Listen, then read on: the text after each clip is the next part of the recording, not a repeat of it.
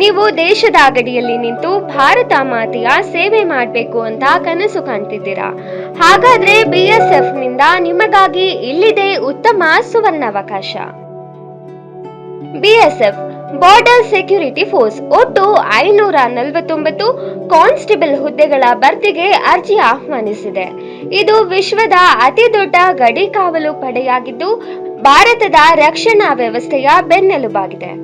ಈ ಹುದ್ದೆಗಳಿಗೆ ಅರ್ಜಿ ಸಲ್ಲಿಸಲು ಅಭ್ಯರ್ಥಿಗಳು ಕನಿಷ್ಠ SSLC ಪೂರ್ಣಗೊಳಿಸಿರಬೇಕು.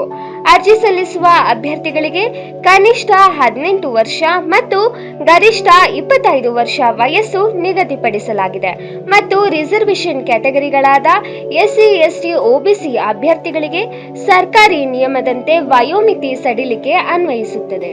ಅರ್ಜಿ ಶುಲ್ಕವನ್ನು ಪುರುಷ ಅಭ್ಯರ್ಥಿಗಳಿಗೆ 159 ರೂಪಾಯಿ ಮತ್ತು ಮಹಿಳಾ ಅಭ್ಯರ್ಥಿಗಳಿಗೆ SC, ST ಅಭ್ಯರ್ಥಿಗಳಿಗೆ ಯಾವುದೇ ಅರ್ಜಿ ಶುಲ್ಕ ಇರುವುದಿಲ್ಲ.